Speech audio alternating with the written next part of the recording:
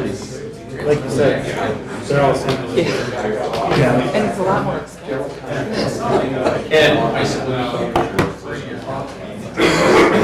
residents were on, it makes no sense. Ryan, I can't read his name. Somebody. But now we got from no debt. How are things? Good. It's like a small country Busy in it is. South America, we will. And I think, yeah, I think so.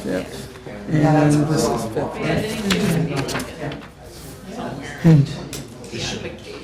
Yeah. We should speak. Should we sing happy birthday, Jen? Or, I would appreciate it if you would not. Just ask, that's why I asked. Yesterday. Well, you're all over that, that's excellent. We want to know where you're stashing the cupcakes though, because Lee brought the cupcakes. You only have 1:30 Running out cupcakes, really? Seriously? But I had the sugar level at the Public Works and the cops the next morning.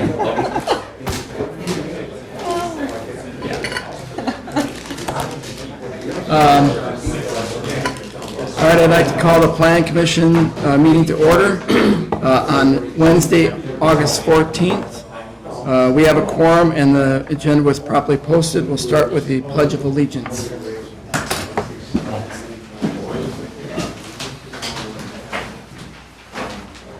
Pledge allegiance to the flag of the United States of America and to the republic for which it stands, one nation, under God, indivisible, with liberty and justice for all.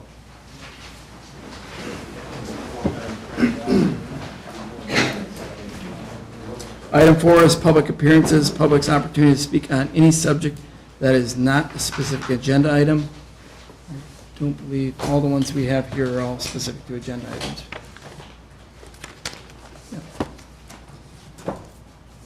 Item 5 is discuss and consider the minutes from our Plan Commission meeting on July 29th. Motion to approve. We got a motion to approve. Is there a second? Second. Motion and second. Any further discussion? Having heard none, all those in favor? Aye. Anybody opposed? Anybody abstain? Motion carries. We'll now move into item 6. We'll open a public hearing. This is the opportunity for the public to provide input regarding a request from Hamburg Equipment for the approval of preliminary plat for West Lawn Estates 5th edition and the approval for rezoning lots 380 through 479 in West Lawn Estates 5th edition to SR4 single-family residence and outlots 11 through 13 as park and open space from current rural holdings district. So kind of the flow of the public hearing, because I'm sure a lot of folks might have some questions. Really, it's an opportunity for the developer to provide some input on his or her development. Then we'll have the staff provide their input from the reports they produced. Then the Plan Commission will ask questions to the staff and the applicant. And then we'll move into public comments. And we have forms at the back. If you want to speak, please feel free. We'd like to hold those to about 3 minutes each, so that if we do have quite a few folks that need to talk, we're consistent in the amount of time that we provide them. When you come up, just make sure you read your name and address and whether or not you're for or against the particular item that we're having the public hearing for. Then we'll close the public hearing, and then the commission will then discuss the rest of the particular item here, which is Fifth Lawn Edition. All right. Do we have Andrew here? We do have Andrew here.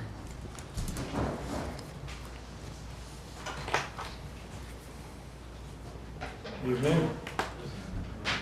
Trying to do this with the projector for the first time here. Unfortunately, in the past, two sheets. Do we still have an easel somewhere in here? You do. Is that inside?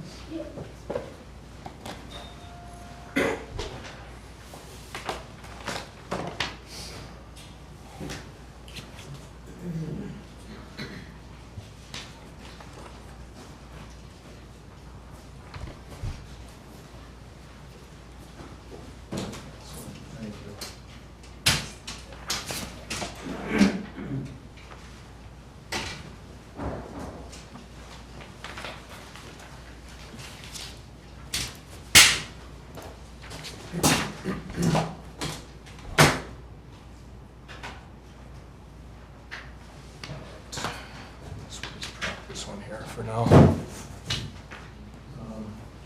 Kind of move between the projector and the easel.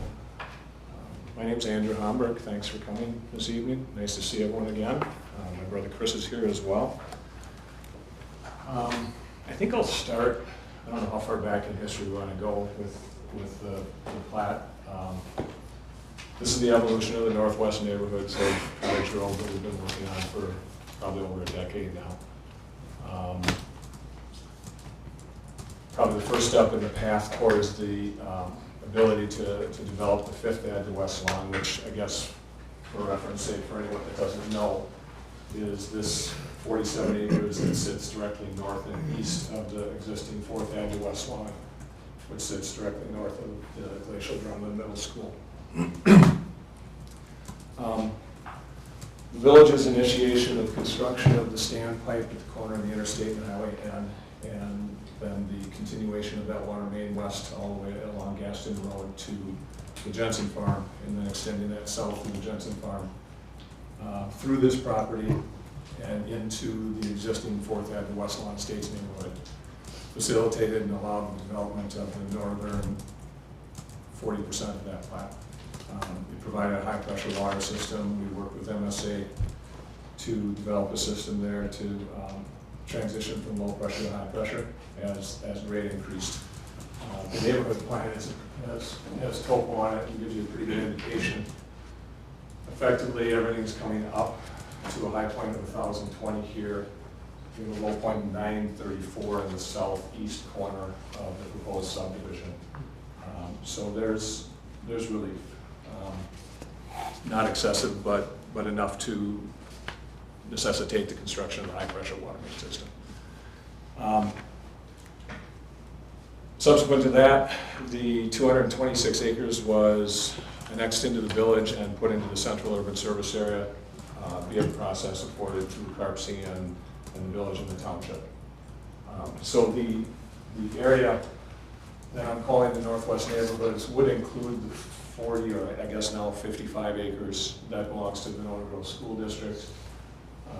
As most of you know, they've been in and presented their plans, and you have a glimpse of what their thoughts and what their planning looks like for the future. So adding that in, we're pushing just a little bit under 300 acres. I believe our annexation and urban service area amendment was 226, and I think they're at around 55. So just south of 300 acres that would comprise the northwest neighborhood, a little better if you include the 41 acres that is 4th Ave to West Lawn. Concurrently with the planning of the water main, the annexation, the extension of urban service area, we've worked extensively with the village, with our engineer, with our internal engineers in-house to continue to refine and improve the northwest neighborhood plan. What's before you this evening is a request for an approval of the preliminary plat of the first 47 acres of that continuation of what the West Lawn neighborhood. The change that you'll see this evening that's the most significant since I was here on May 20th is the relocation of the park and the expansion of the park. We've retracted slightly in that it dropped from 126 lots down to 100. We had a park that was L-shaped and sat in, the way it floats, but sat in this proximity here. It was L-shaped with a frontage along Damascus and a long leg of the L along the northern edge of the Fourth Ave. As we progressed through engineering and investigation of the existing conditions, we discovered that there was rock. We've experienced rock in the village of Cottage Grove for the last 27 years. It wasn't surprising. What was somewhat startling is as we moved from east to west, the rock shelf became shallower and shallower. As we continued to dig test pits and initially started at the far east end over adjacent to Ravenwood, we had no issues in this eastern 20, so there's really nothing there to indicate that we were going to have issues. I had an excavator out there, went 26 feet in the ground, hit nothing but good dirt all the way down, no groundwater, all good news. As we moved east towards this ridge and this esker, west towards that ridge and that esker, northwesterly, I guess would be the most precise. We began to find some rock conditions that changed our thinking. And in a nutshell, it doesn't make sense to put a park where there's shallow rock and put houses where there's deep rock. So we reversed things a little bit and shoved the park to the north and west. It allowed Chris and I to really reevaluate things a little bit, and frankly, I think we've made lemonade out of lemons. I prefer this plan to the original one that you saw in May. But that's part of the process. You know, in the path, we've been walking here since the spring. We've been before all of the subcommittees twice. We've been before you now twice. There's been a lot of discussion, a lot of refinement, and I think it improved along the way. We've been looking for an opportunity to create a centralized landmass and build a community park in this northwestern quadrant of the village, and finally have assembled enough land that we can do that. So the park that's proposed here is over 20 acres. I believe the last one was around 14. And frankly, it sits in a better spot regardless of rock. It's more central to the entire neighborhood. It also has a connectivity to the northern, I don't know, 30, 35 acres of the school district site that they've indicated would likely be athletic fields. We haven't seen anything on paper yet, with the exception of the southerly 25 acres maybe, 20, 25 acres. But it appears that their intention is to push athletic development to the north. I think that alignment gives us the opportunity. And this road connection, one of the comments that came out of Public Works, MSA, and utilities was to shift this road, which we can easily do, this road connection down into the school district's property. Frankly, we'll put it wherever you want us to. I think it's likely that this alignment will shift it over to the east some, but we'll see as their plans come into a little better focus. Fifth edition to West Lawn Estates is not a reinvention of the wheel for us. We've had great success in 4th Ave in the last several years. It's been very well received in the community and in the greater community beyond Cottage Grove. I would guess we've added somewhere in the neighborhood of $35 to $40 million in value to the tax base and have pushed the bar higher, I guess. Our goal has always been to provide a neighborhood that would be an exceptional place to live in the community, and it's been well received. It's been absorbed at an appropriate rate to the market, and 5th Ave is an extension of that concept. When we get beyond this plat and get into the further reaches of the neighborhood, there will be opportunity to provide more affordability in housing and to provide multifamily housing. I know there's been a call for that in the community. This particular parcel is consistent with the master plan and consistent with the location within the neighborhood. We're adjacent to existing single family on 3 sides in the township and along the northern edge of 4th Ave to West Lawn. And at our neighborhood meeting that filled the house earlier this summer, and I would say probably 80% of the attendees were from the township. The 2 loud messages that I heard was, we really don't want roads connected, and we really don't want multifamily in here. And we respected that commentary by providing a density level consistent with the neighborhoods that surround it, and that is appropriate to the master plan for the village. Our 2 primary street connections would be Damascus Trail north-south to Gaston and Cottage Grove Road, and London west to Bus Road. Those are slated as 36 on 70, 36 foot face-to-face from face to curb to face to curb on 70 foot right away. And likewise for Damascus, clear to Gaston. It'll be a phased development over the course of time, as we've always done. We don't want to overload the market and create more product than there is for demand. That phasing plan will be generated as we move between preliminary plat and final plat. I asked the question of Public Works, Parks, Utilities, what direction do you want us to push? And the response from all 3 levels was push west on London Avenue to Bus Road. And I think primarily so we can get an east-west connection. Our connectivity via Morning Dove that we'd anticipated years ago hasn't occurred to the east, and it looks like it may not occur to the west. So we've been stymied in achieving an east-west connection. So the feedback that we had from those committees was push London west to Bus Road. Obviously, we can push it in whatever direction the commission or the board may choose, but that's a point for discussion, I guess, as well. Lot sizes are consistent with what we've done in the past. You know, it really is in the eye of the beholder. Our 90 by 150 seems quite generous by many people's standards if they're coming from a highly urbanized environment like Madison. For a lot of folks that are coming out to Cottage Grove, they're asking me frequently for half-acre lots. And I've had to respond that that really isn't fully served municipal style developments. You know, our 13,000 square foot lots are appropriate to the infrastructure that we're installing.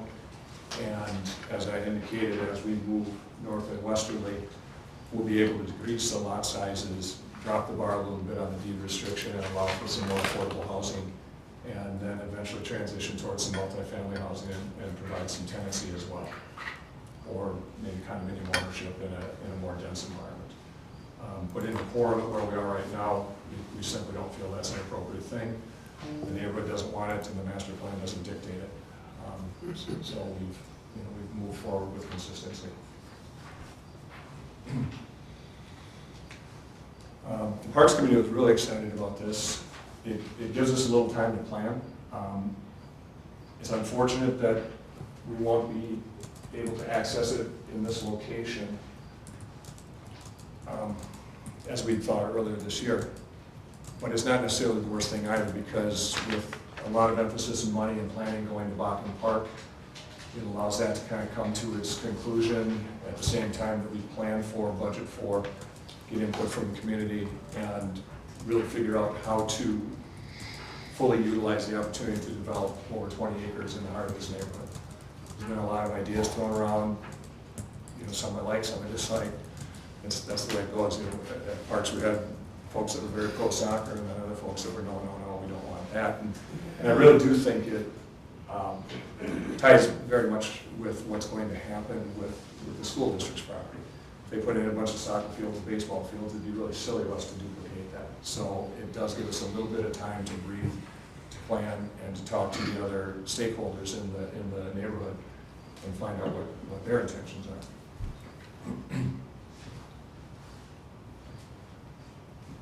Fifth Avenue West Lawn specifically is 100 lots and 3 outlots. One cul-de-sac in the, and I guess I don't think JJ was brokenhearted when we redesigned and came back with several fewer cul-de-sacs in the neighborhood plan than we had in the original one. I think it would have been nice. There's a call for it in the market. There's people that just like the feel of living on a cul-de-sac. I understand from his perspective, from a public works director, they're just not as fun to plow. I used to plow them when I was a young man, and it's tough. You're searching for places to put snow. So we have far fewer than we did in the original version. Like I say, that didn't break JJ's heart when we showed him the new plan.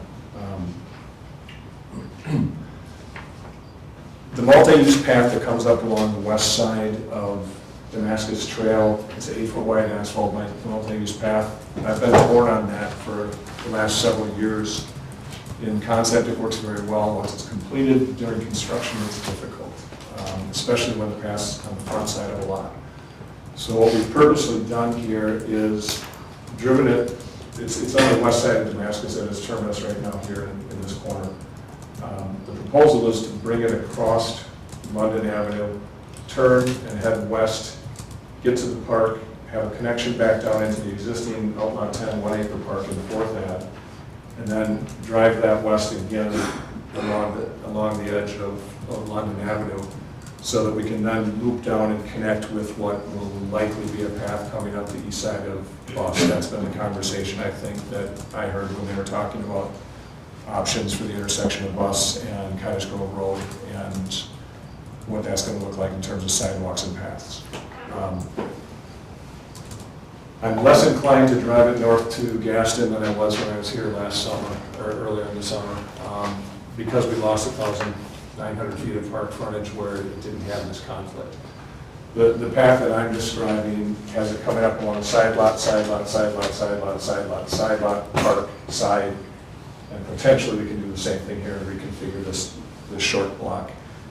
On the side lot, if you've got the concrete path in the front and the asphalt multi-use on the side, we can really, since we obligate our buyers to hire us to do the site development work for each one of the home sites, we can really push construction activity and traffic to the front of the lot, protect that path on the offside. We do bridge it and ramp it still when we have to cross it. The problem is once I remove that, somebody inevitably shows up late to the party and comes across it and wrecks the asphalt.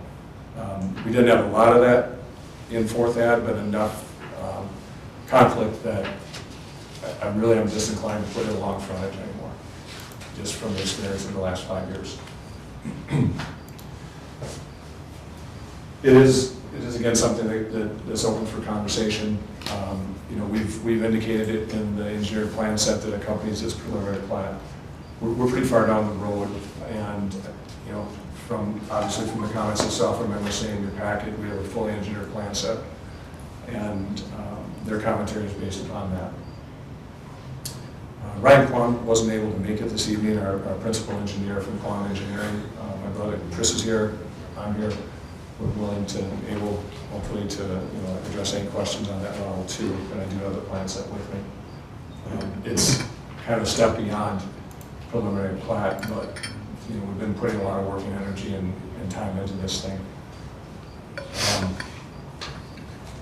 I think that's it for me, unless you'd like me to keep talking about it. No, you're fine. I think we'll move into, because this might answer some folks' questions, into the staff overview, and then we'll ask the commission to ask questions after that of either Andrew or staff.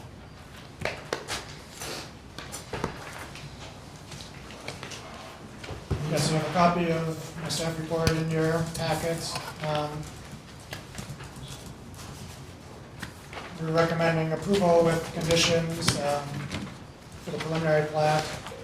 Those conditions including the multi-use path on Old Lot 12. We recommend building that before the adjacent houses are built. There's a requirement in the subdivision ordinance for applicants to show all of the land they own around the plat, unless that requirement is waived by the board. In this case, we'd recommend waiving that, just given the amount of extra land that would entail. It doesn't really need to be shown on this plat. A couple of minor things. There's an extra road label out of place on sheet 1. It's a place on sheet 2 where Damascus Trail is shown as Damascus Lane. Prior to the final plat, we'd like to get a copy of the neighborhood covenants and deed restrictions to review. And then number 6, given that the large park in the next phase is intended to account for a lot of the parkland dedication from this plat, I think we would look for some kind of mechanism to guarantee the construction of that park, whether it's a letter of credit now or a deadline in the developer agreement that says if it's not built by some date, that the fee in lieu gets paid at that point. It's something we can work out between now and the final plat. That'll be in the developer agreement, but some mechanism to account for that should be in place. And as far as the rezoning, just a couple of minor conditions. The other subdivisions have had some kind of neighborhood signage at the gateways. There would be a separate sign permit. And then the rezoning would not actually take effect until the final plat is recorded. And, Mike is on vacation, but we have James Bongert here from MSA. And our comments were based on the plan set itself, meeting construction standards, consistent with what the village is doing throughout the village. And basically, our review of all the capacities for stormwater, water pressure for the water system, and then the sanitary. We've gone through all that. A lot of the details that are in the report we have are minor engineering things that we want to cover everything. We want to make sure that it's clear as to exactly what we're expecting in every area. So those are basically, there's probably, 60 different items that we've asked them just revise on their plans. And those, we've in the past have had those same types of comments, and they usually, fix those up, upon receipt of those.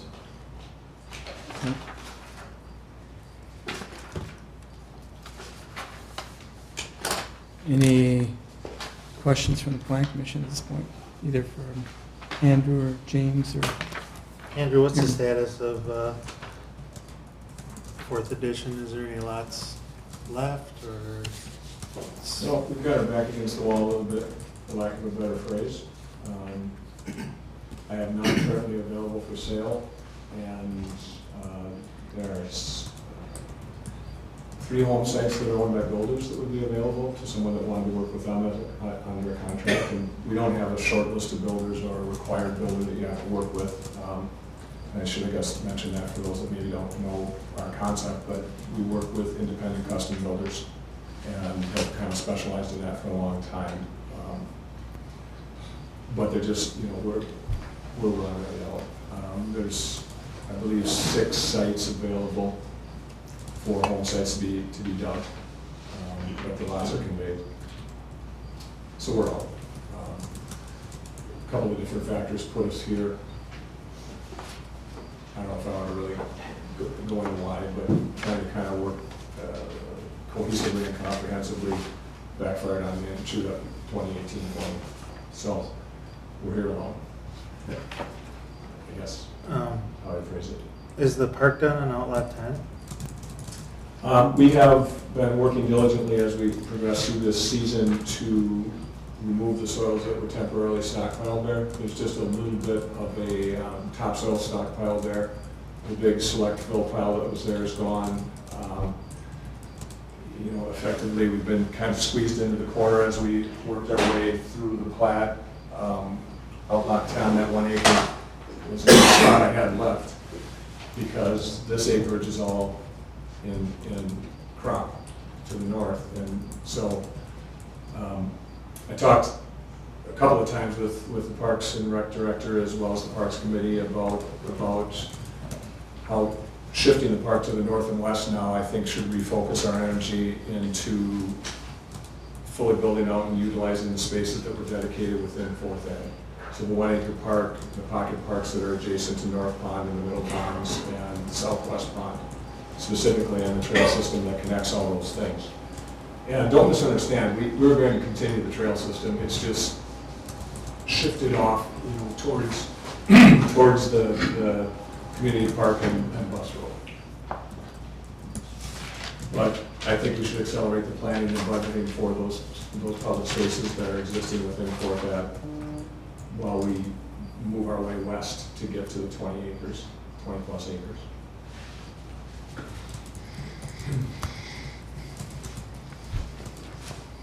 Other questions from the board?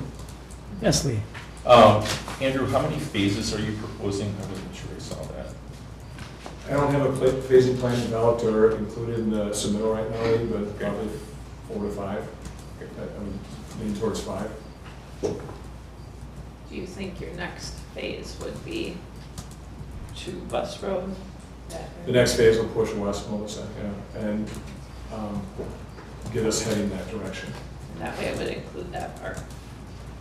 Yes, the next plat would be west of this 47 acres, absolutely, and would include that. And that's part of what we have to work through is that, the dedication of 20 plus acres would be beyond a second plat. And so I'm confident we've worked together long enough that we can find language and mechanisms that'll satisfy everybody. And our intention is to get to that park and dedicate it. Is the, on the plat, the Paris Lane, those, lots 473 to 466 or to 463, are there gonna be houses on the west side then too? Are they gonna be butting up? Is that part of the next phase? What lot numbers are those? 473 to 463 along Paris Lane, the west side. Okay, the west side of Paris Lane, and the Yeah. question about those was what? So then, on the back sides of those houses then are the lots. Is that gonna be another set of houses then theoretically or Yeah, so- presumably at this point? The lots that you're talking about would be this western edge right here. And then there'll be another row that backs to those, and then another north-south street. And then across that to the park. Okay. So that's a north-south drainage corridor. That was one of MSA's comments, was asking for a 20-foot easement in there. And, you know, that's something that's usually a detail for final plating where the easements are placed on the face of that final plat.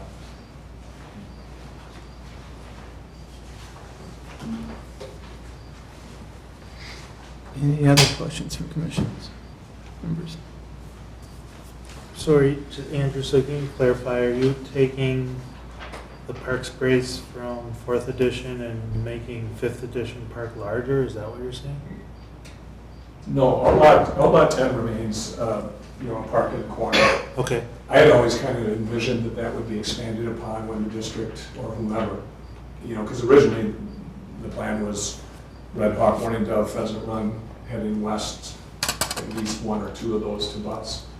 And I kind of always assumed that Outlot 10 would grow. But it's hard to crystal ball out 5 years out. So, you know, when we record 6 years, when we recorded that in 2013, things have changed. I think the proposal right now is for the district to construct a north-south road along their east edge.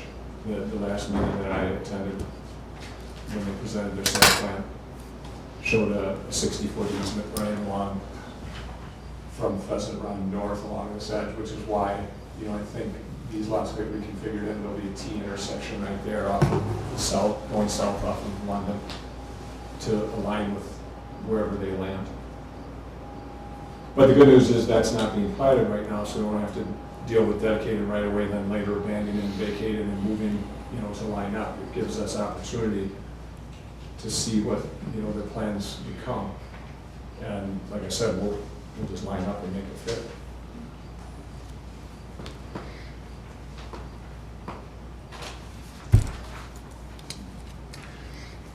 Any other questions from commissioner? Well, I sit on the Parks Committee, and, you know, we've been talking about this park for a long time, this big park. And I know that, you know, I think I can fairly well speak for the other park commission members that that's what we want. I'm a little disappointed to see it pushed off, but as long as the language is there, that ensures its creation.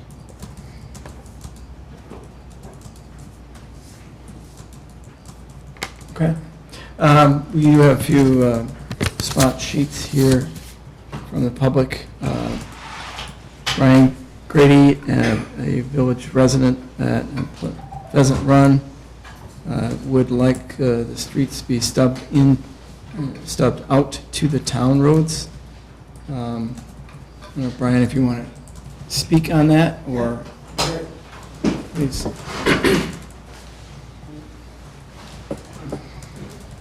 I'm going to try to use this high-tech, old-tech thing over here if I can figure it out.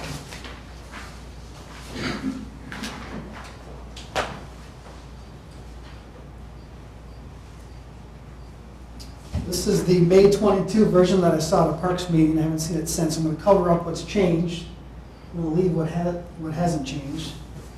Overall, I've got a Brian Grady, 3010 Pheasant Run in 4th edition. I'm here to speak on what I think is very critically important for this subdivision. is that the streets that the town, that come out of the town subdivision, that come out of Ravenwood, that we're stubbing out to those streets through this village plat. Overall, we've actually been given a great opportunity in terms of Ravenwood, going back to the 1970s, of them having their streets extend out to the edge of their property, that subdivision. It doesn't happen all the time. It didn't happen in all cases in that subdivision, but we have a great opportunity to connect to those. We certainly should do that. Those folks either had the foresight or they were required to do so. We should connect to those streets. Number two, our comprehensive plan recommends all three of those streets connecting through. And that's basically, you got three of them, so hear me, you have Thrush Lane to the south, Nightingale right here, and then Meadowlark right there. We should be connecting to those as our comprehensive plan recommends. We should be making our decisions consistent with our comprehensive plan. And then finally, when we did the fourth edition, which I'm a resident of on Pheasant Run, we stubbed out those two streets. We stubbed out Pheasant Run and Morning Dove, which was the right move. And so I'm wondering now, with this subdivision, why are we connecting? Kind of overall, what's changed? Why are we not making this decision? Basically, I think it's quite simple to do all this. The northerly connection from out of the town subdivision is Meadowlark. There are no obstructions there. Nightingale, there are some trees there, but those could be driven around in the near term if there's an emergency response situation. And then Thrush, I can see is a little bit more difficult. It was mentioned in the staff report. It kind of comes in at an angle right now, kind of awkward for this development to incorporate that. But I could see folks walking down Thrush and walking through those side yards. And so I'm recommending, I want you all to consider whether we have a bike path there with two streets for the northerly and easterly connection there. Overall, these are, I think, critically important. Right now when I drive, occasionally I'll drive through the neighborhood, Ravenwood along Sandpiper. I see it as an inconvenience. I'm sure the residents of Sandpiper don't like that I'm driving through their neighborhood. I see it as an inconvenience, but overall it adds time. It adds about 4 minutes. I just measured it off of Google Maps. It's 4 minutes from Nightingale at Sandpiper to come all the way back around to the edge of the fourth edition. And so while I see it as an inconvenience, there could be a situation where there's a medical emergency and we just don't get there in time. What if first responders are coming from the north or the northeast? Your girl EMS is tied up somewhere else. Maybe some prairies doing mutual aid. That adds 4 minutes to connect through this neighborhood, along this round connection. To get there, it may be too late. We have 80 lots in the fourth edition. This next subdivision is 100 lots. You're looking at 180 total. Times that, times 3 residents per household. That's probably a low average. You're looking at almost 500 people. If there was a tornado or a home explosion that blocked off Damascus, you've got 500 residents that are basically stranded on an island without a connection. These roads should be stubbed out. I think what actually makes it easier, this is not a popular thing to want to extend roads. I have friends and neighbors that disagree with what I'm saying. I live in Pheasant Run. Disagree with me, but overall, we should be stubbing these out. What will make this decision easier, I think, is that these roads will not go through. We have Chair Hampton from the town here. I know that there's issues on both sides. People do not want these roads to go through. So all we need to do is stub out to them now. No one will be any worse from the situation, but at the appropriate time. When this neighborhood builds out more, when we have the connection up to Bus Road, when Damascus goes through, then those roads could be extended through, and the traffic would just disperse like it logically should. People that are right now going through Ravenwood subdivision, those folks that don't like that drive through there will be joyous that they can cut down their travel times over here to come to the school. I think this would be a very beneficial thing for the community going forward. What I also wonder is kind of the me too, and fairness. So these streets stubbed out in our neighborhood, not on Pheasant Run right here. These two streets stubbed out. If these do not go through, but in the future we come to a conclusion that these roads should go through, then we have more traffic on our street. So we're basically kind of having more share of our traffic than we should have. And so it's all about fairness. We should be consistent. We should connect these streets coming through. I actually have an idea. On the side, I play around with the layouts and subdivisions. I would actually take it a step further. If you can see this, Nightingale could be extended across. So this should stub, for sure there should be a stub there. This is shown in the staff report as a possible connection to this outlot. A possible connection now is a no in the future. If we can't make a decision to sub the streets out now, we will never make a decision to sub that out when there's another 100 residents at a meeting saying, no, do not sub this out. A maybe now is a no, quite honestly. So this should stub out for sure, as well as Meadowlark. Nightingale could also be extended across. You could turn this cul-de-sac into an eyebrow. This is lotted off here, this is an eyebrow respecting their site plan to a large degree. Connect over to Damascus and make a more logical connection into the ship. Again, we have to follow the capital plan recommendation. And I'll wrap up here with, again, just the final points. 7 years ago, 45 years ago, 1970s, they had a foresight of extending these streets to the edge of the property. That was a smart move. We honor their decision with the fourth edition. We should do it again. Number 2, comp plan recommends these roads. We must be consistent with our decisions. Our decisions must be consistent with what comp plan recommends. And 3, we did it in fourth edition. What's changed? Let's sub these out in this project right here. Thank you all. Okay, thanks, Brian.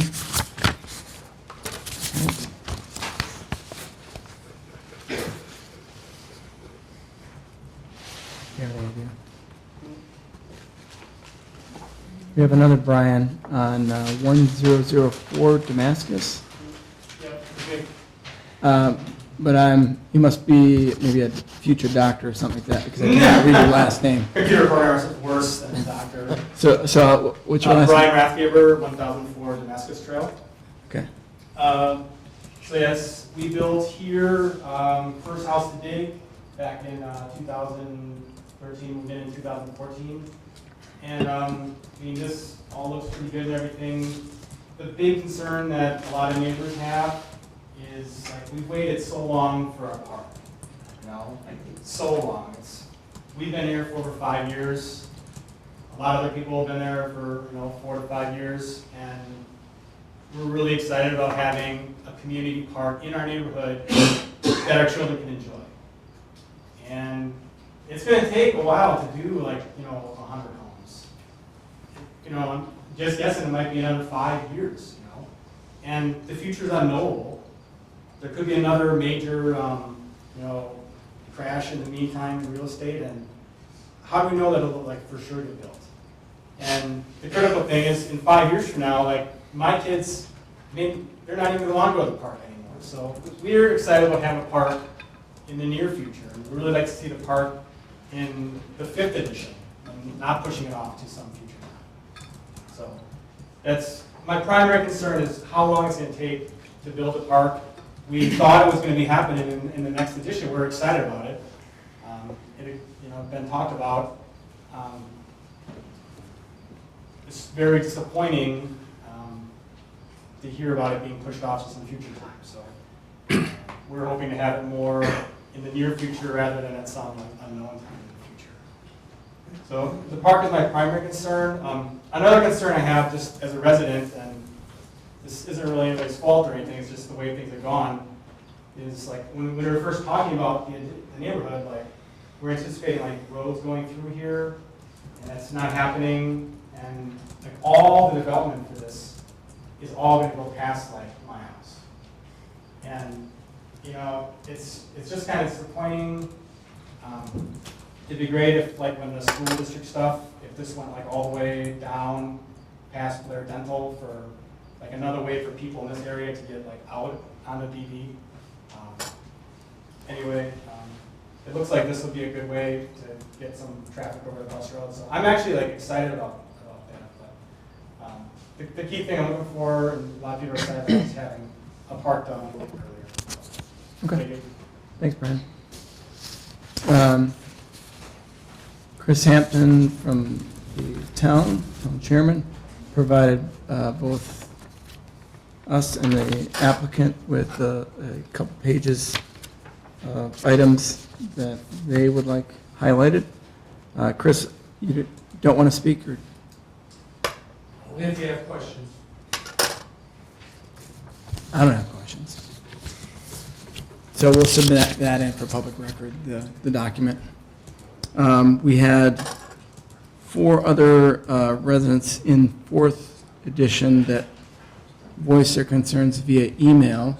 They weren't able to come here, so that was Iris Hill, Rebecca Ninke, Brittany Pulentier, BJ and Ashley Majeski.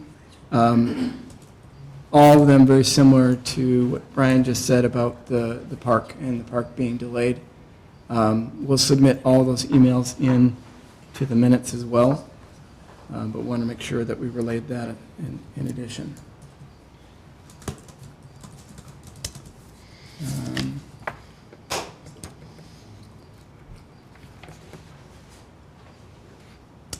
At this time then, if there's nobody else from the public wants to speak, we'll close the public hearing and the Plan Commission will move on with the rest of the agenda. All right, item 7 then is discuss and consider a request from Hamburg Equipment for approval of the preliminary plat for West Lawn Estates 5th edition. Any discussion on that from the I commission? guess a couple questions came up for me during the public hearing, so I don't know if this ready to do it now, or I guess it's, yeah. Now's your shot. I guess maybe, Andrew, I guess I have a question. So the parks came up, and I think we're all passionate about parks and being able to do things in community. Where, Outlet 11, is that a little park that'll get us through till the big one's built, or what it, I'm not, Outlet 10. Oh, 10. In Fourth Ave West Lawn? there's an 11 in your new area, right, up at Wellington? Yes. What is that a little park or just retention? Outlet 11 is a multi-use lot that is 1.677, let's just call it 1.7 acres. It'll contain 2 stormwater management structures, as well as a lift station, and adequate and ample room for the extension of Nightingale if the village ever decides to do that. Okay, not And a that was the recommendation okay. from the Utility Commission and Yeah. Public Works Committee. Outlet 10 Is the park, okay. is the park. The path connects along the frontage of Red Hawk, cuts south. There's a half-acre area here at the west end of the North Pond, as well as areas integral to the central ponds and the southwest pond that are all interconnected by path. And we've had a discussion through the years about utilizing these pocket park and larger half-acre and 1-acre spaces, putting equipment in there, putting things in there, and that's what I had said earlier. I really think it's important to accelerate that planning and thinking. I know there's been a lot of focus southward, but in this interim, while we get to the major community park, I do agree with the residents that have expressed concern about having somewhere to recreate nearby. They've mostly walked over, I don't know, 4 or 5 blocks to Dublin, however far that is. And, you know, that's fully built out, highly utilized, really nice park within walking distance, but you shouldn't always have to walk that way. You know, they could walk northwest. So, and then I wanted to clarify one of the statements that Brian made. The roads are stubbed, but they're not connected, and I don't know if that was entirely clear to everyone. Pheasant Run and Morning Dove Drive are extended as far as we can extend them to the property limits. And the Smith brothers did not extend their roadways all the way to the property line. If they had, we'd have connected roads. They're 20, 25, 30 feet short of the limit, and it requires a permit from the town, which we do not have. So I just want to be clear, otherwise we would have put those roads up. And what's changed is they're still there, unconnected. And it seems that we wouldn't be learning from our history at all if we just built more stubs that would sit there and have to be maintained and plowed and sit there. So the other thing is Nightingale presents some issues in terms of grade that would be possible. It's not perfect in terms of engineering. There's a fair amount of grade coming off that East 20. And I did talk to both of those adjacent homeowners on the dead end of Nightingale, and I'd say we have a very good relationship in terms of connectivity and water. Neither of them, as I said earlier, the vast majority, there was no one in the meeting from the township that wanted those road connections made. So what's the plan for Outlet 10 and how long are we looking at then before that gets completed? We'll have it clear this season, and so the village would simply need to plan and budget for what you want to see there. We've got the sewer and water extensions built into it. We've got a concrete apron end wall, or a concrete approach that's built and into the park. And we have the 8-foot wide concrete path. We transitioned to concrete on the north side of Red Hawk just because I thought it would look better. We were required to do asphalt, and it was more expensive to go with concrete, but I just thought it flowed better with the 5-foot concrete that goes off it. So we're there. It could be built this season if the village, wanted to really jump into it. The half acre on the west side of the north pond is graded, seeded, grass is growing. You could start planting stuff in it. We held a meeting at the Parks Committee earlier this summer and asked the public to come and provide us some input, and I think there were 2 residents there. One that, I mentioned it earlier, one wanted soccer, and one didn't want soccer. So, that's a tug of war. I don't want to be in the big knot in the middle. One last question I had while you're here. So London Road, when you talk about pushing that out west, I think it's a valid concern, the construction traffic on that one road, I guess Damascus Trail. During the build out of the big dirty work of making roads, sewer, and all that other stuff. And I don't think we can write this into the script, but would you cut in like a construction road just for your heavy trucks and keep them off the residential streets from as London across, or would you actually? We're in this position because way back when Glacial Drumlin was built, they only ran Damascus up. They should have run another north-south road up the west side of the building. And frankly, we're facing the same issue now with the 55 acres and not getting any north-south connectivity or east-west connectivity through that parcel. So I'm painted into this corner by, choices outside my control.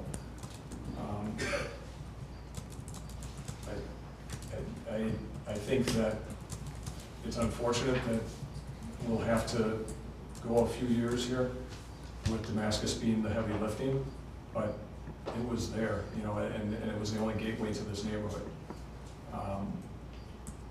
We didn't have a west road up the west side of the middle school. We aren't being allowed to connect to anything to the east, and we'll build it as fast as we can, Alex. How did we get connectivity, and just a little bit of history then, Morning Dove connecting to Sandpiper, how did that get done? That was like a random, how did that get accomplished? We were able to negotiate it. Okay.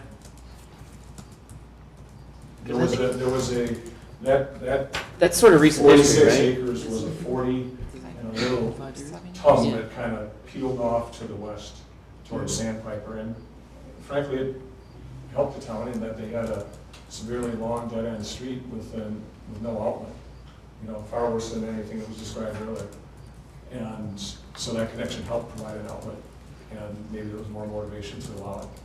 And similarly, when Sandpiper was extended southward through Coyle Highlands North, that was beneficial to alleviating that dead-end condition.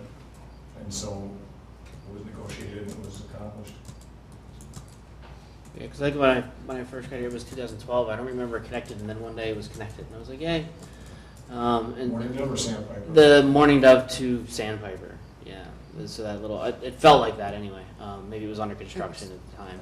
I think it's earlier than 2012. Maybe, yeah. So, yeah.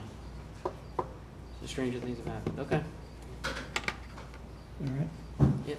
Any other questions or comments, discussion? John, could I? Yes, I'll Lee. raise my hand again. Don't raise your hand since- to speak. Yes. Chris, is the town opposed, seems to be like a 800-pound street question. Is the town opposed to any kind of connection? No. And under what circumstances would the town agree to a connection? You have to be able to match our two roads together, and then there's a question if you're going to have sidewalks on your portion of that extension to the west or not. Because we do not have sidewalks, and the problem that would cause is if they are walking down, they get to the town portion, then they're forced to be on the road. Which is Sandpiper right now, right? I mean, that's Sandpiper's like that right now. Right. That's just the way it happens, right? Yeah, so.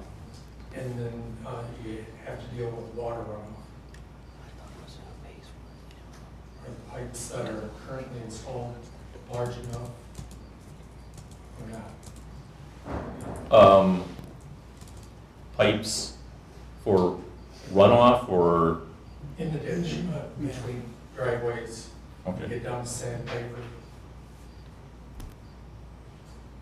Because you don't have, there's no curb and gutter on that side, so there's a You flow don't have- challenge potentially, yeah. But that exists now, right? So you're assuming that there's water from the villages spilling into the town or something by connecting that? Could happen. That's not Our flow assumed rates- already happening, right? Yeah. Chris has the data, but our flow rates are significantly reduced from existing condition. Yeah, but you don't meet the 100-year, We do meet the standards. not according to CART. I received an email late Friday, and then you handed us a letter this evening, and we're looking at those comments that CARC's review authority gave us, but we meet the village standards and have been working extensively with the village's engineer on meeting the ordinance. It's the Dane County standard, 90%. Chris is talking about 100%, which is what they would like at CARPC, but that's not what the law is. Yeah, okay. All right, a little off topic, so any other comments about the agenda item for us?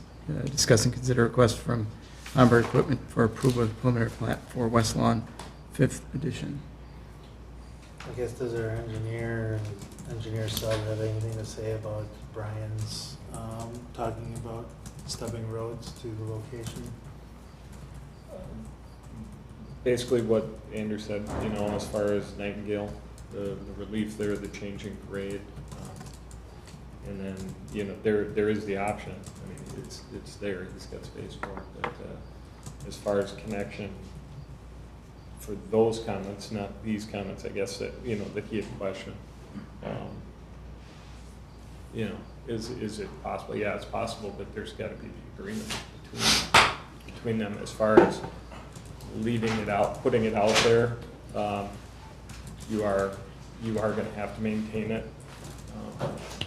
There's on those stubs that are not connected right now, there's fire hydrants, those have to be flushed, the valves have to be turned, so there's maintenance there, there's maintenance on the pavement.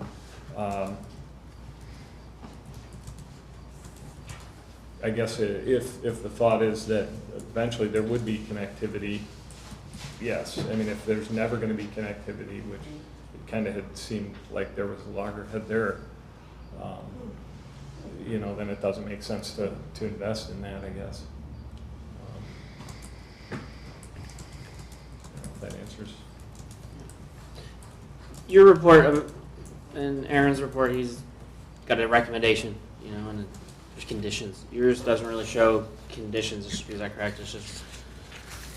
It's just your review and assessment of the drawings that were submitted, correct? Yes. Okay. Yeah, just the plan, just general comments that we make on the construction plans. Andrew, are there any other town roads in any of your phases that you'd have to connect to? Like in the north No. plat? Do any town roads? Anywhere in this Northwest neighborhood plan, Just those three are the ones? We have our primary north-south corridor of Bus Road that's slated as 120-foot right-of-way, I believe. Or 100-foot north-south corridor, and Gaston to the north.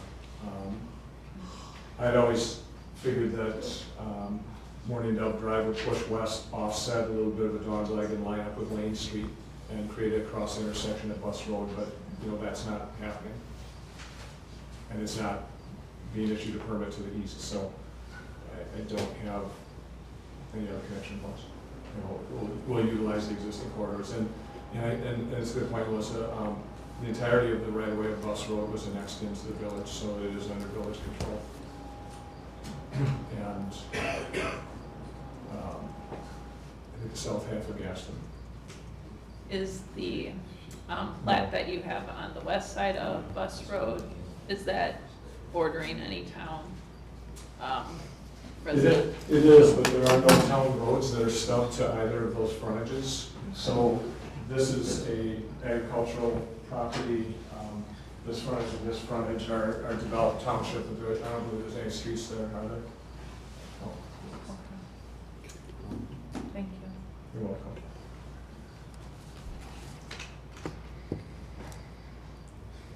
All right. Well, I'm going to make a motion to approve as presented with the conditions from staff. Second. Motion and second. Any other further discussion? I think you should amend your motion to have them address the park in the fourth edition? That's that's number 6? Or a letter Condition? of credit or a mechanism deemed acceptable by the village attorney for the park dedication. I think that's referring to the large Is that the park. one you're That's talking a about? large part. He's talking about outlet. I'm talking about they should address and take care of finishing fourth edition for a bill of goods that was sold to people that bought Are they the under, fourth edition. are they beyond deadline on that? Well, it's not done. So, See, but was there a deadline So- on that? Because it's another, no, there's not a Another deadline, but topic. before you move to 5, you should finish 4 and/or make it a step to finish 4 to move to 5. Because 5 has nothing. 4 is not finished. no, I get that, but it's Well- two different plats, it's under a different rule right now. Yeah, but And we I think don't we have need to to find approve out 5 to move forward. I'd like to know what the requirement was to finish 10, and if they're still within the timeline, Ask, I don't then know. it's, Hey, Yeah, Jen knows. Jen knows, chair of parks for 6 years, I know what's going on. That was supposed to be part of the bigger park, that corner. It was never really, the intention of that, correct me if I'm wrong, was not to be a small isolated park, but to be part of that bigger park, correct? Moving north Yeah. and/or west, because to the west, as you recall, and in the master plan, was supposed to be a residential neighborhood. And I never sold anyone a bill of goods, Kyle. I never made promises and broke them. Well, your In terms of that website park. says that it's dedicated to a park, and now It it's is not a dedicated. The park. village owns it. I've got a little bit of a topsoil pile to move, and then have at it. It can be built out. Well, that's what I'm saying, so you're willing to do it, so I'm asking my board to stip it to have it be completed then. So you're saying you're willing to do it, we're saying, let's Do it. get at it. I think you better talk to Parks, It- to the It Parks belongs to Commission the too, to village. see, because That's why you stip it to subject to getting, I mean- having it be mutually agreed upon. I mean, there's nothing in 5 and there's nothing in 4. no, That's what I I'm know where saying. you're going, and I appreciate where you're going, I don't have any issues with it. What I have a problem with is how to write that motion right now on the fly, because we want to put the restrictions, we want to get it done, but I don't know the timeline, I don't know the need it's coming out of.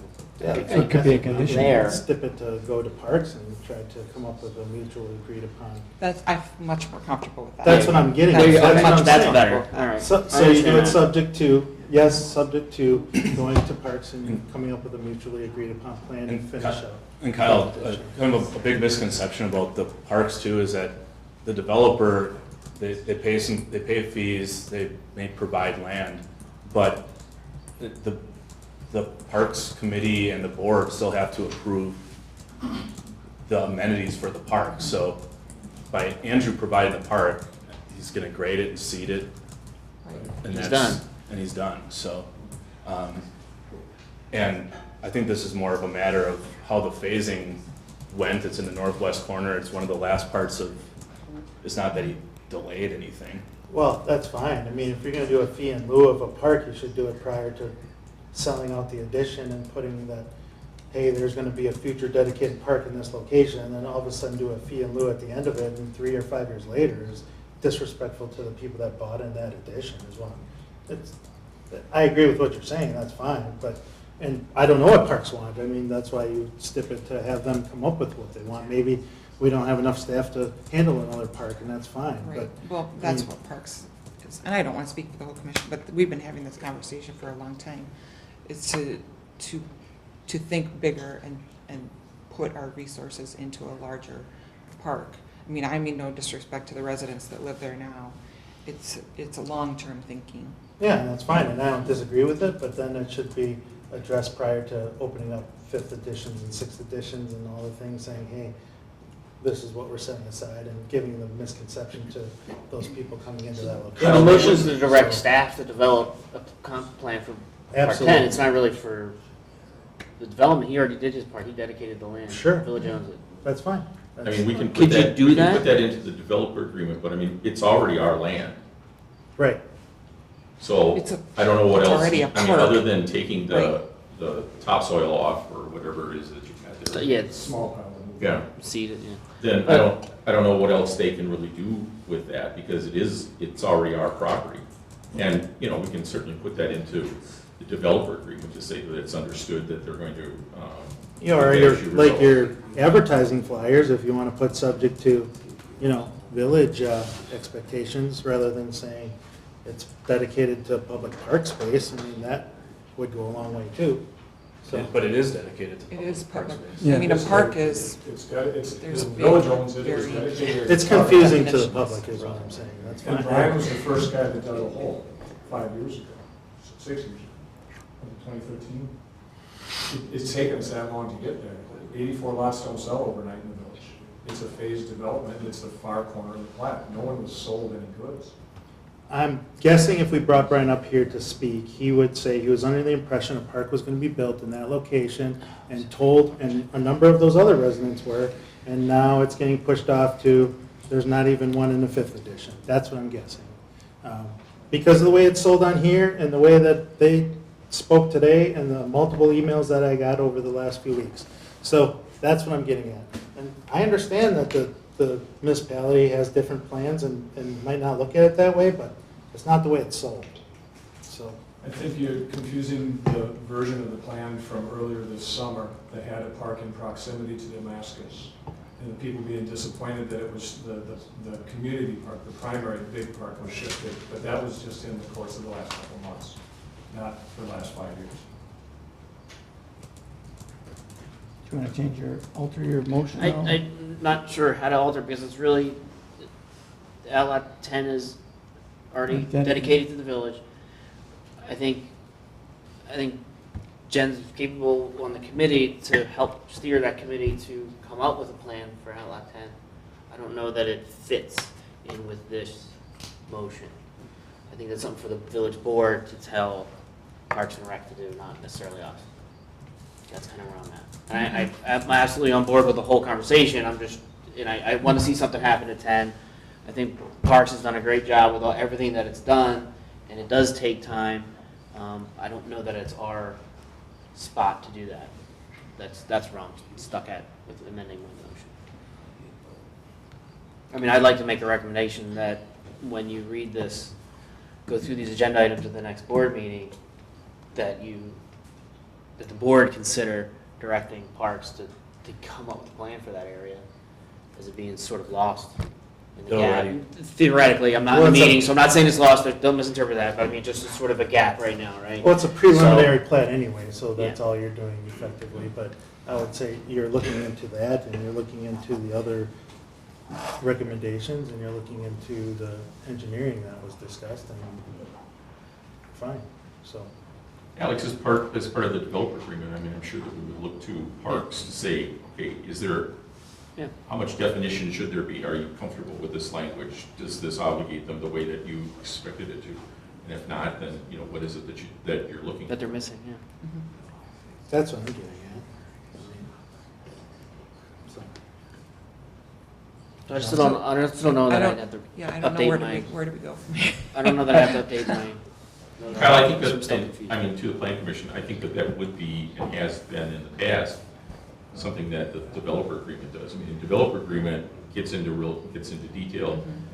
Some of them, it's pretty simple to just say, well, the approvals at the various committees or whatever. But I mean, we get into considerable detail when there's public improvements involved. Yeah. So there's developer agreement for that whole area already, so if staff Right. wants to review that developer agreement and find Well, out that we can something tie in- is we can certainly missing. tie in what, and I believe that there's still a letter of credit or a surety that's out there on 4. There is, and I'd also like to add that not only did we dedicate Outlot 10 at the time that the plat was recorded and gave it to the village, and then over the course of time, we ground through the market, sold lots, and got up to the far northwest corner. But during that period of time when those 84 sites were sold, we paid park improvement fees as well as parkland land, fees in lieu of land dedication. So the village has money that we've given you. You have land that we've given you. The only thing I really need to do to get this thing opened up is move that little pile of dirt, which I'm happy to do if the village is ready to move forward.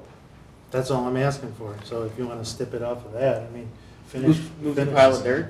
Yeah. The pile of dirt. Yeah, finish. By the- I don't know, is the building I don't want to move it if the village is, nothing's going to happen. subject to the village? That's fine, but is the agreement done? Is the builder agreement for 4th edition done is the question? Is the improvements done? You told me the lots are sold, so we're all done with it except for moving some dirt, is that, I guess that's what I'm getting. Well, I don't know if engineers accept it, I don't know if everything's. There's some minor punch list items. They've planted, they've did the surface We've paving. been working on a punch list all summer. It's Yeah. Pretty much complete. Kyle, as part of the language that will be in 5, it says that approval is subject to completion of all of the items in any previous. That's what I was getting at. Okay, well, that will be there. It's already Okay. there. That's all I was asking. Okay. But it's already there. Okay, well, no, we know it's there now. Well, we know it's right. Any previous. Okay, we got a motion and a second. Is there any further discussion? Having heard none, all those in favor? Aye. Anybody opposed? Any abstain? Motion carries. Item 8 is discuss and consider a request from Hamburg Equipment for approval of rezoning lots 380 through 479, West Long Estates 5th Edition, to SR4, single-family residential, and outlots 11 through 13 as park and open space from current rural holdings district. Motion to approve with the conditions from staff. Second. Motion and second. Any further discussion? Having heard then, all those in favor? Aye. Anybody opposed? Anybody abstain? Motion carries. Item 9 is discuss and consider a request from Manila Grove Development, Inc. For the approval of the final plat for Shady Grove. Thanks, Andrew.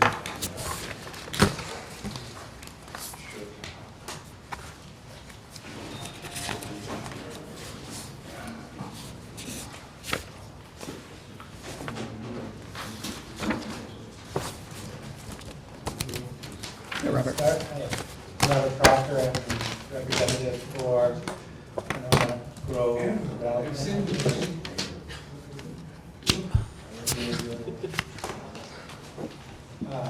I think I made this presentation about a dozen times, so I'm happy to go through it again. There was a lot of conditions, so when we came up with the preliminary plat for the council, the village board made a number of recommendations and conditions. We, I believe, met them all. There's further conditions and clarifications.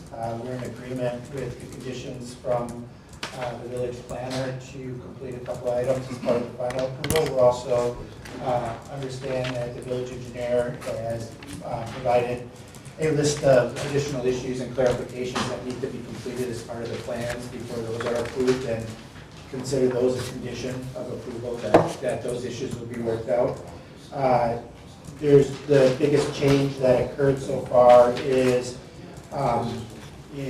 we lost a lot because in order to design the stormwater facility the way at the volume, or not at the volume, at the depth that it was going to be, or at the height it was going to be, it had to be wider, so there's actually one less unit, one less lot.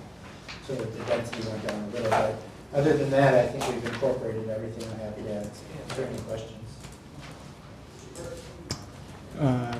Aaron, you want to walk through the conditions and then?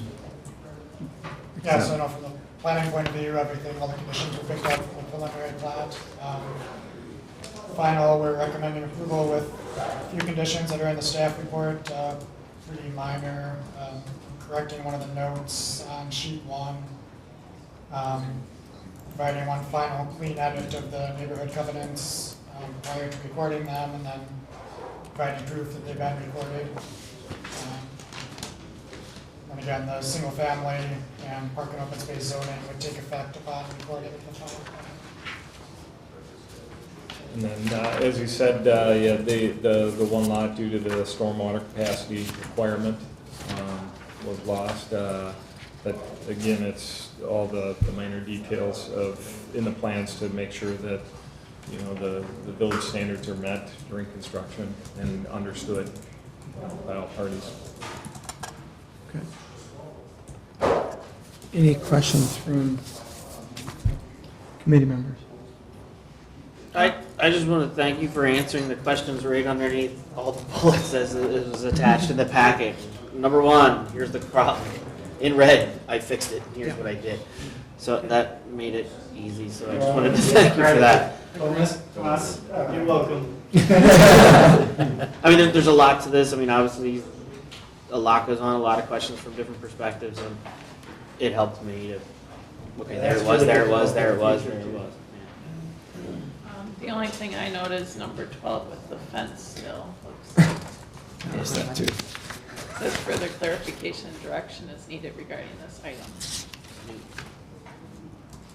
So that's the 4-foot fence across the It's right along the Salem Cemetery. Cemetery. Yeah, so in order to put the street as close to, if you'll remember, one of the issues are the streets are slightly offset till they get done, and so the village kind of had us lay it out as close as we could, so that's where the 6 inches come from. And I'll tell you, there's a lot of engineering there, it's not a lot of money. So the issue with the fence now becomes, now the town wanted the fence for the cemetery. We're happy to put the fence in for them and put it there. If it's on our property where the sidewalk is, I'm not sure, is that dedicated property? Is the sidewalk dedicated?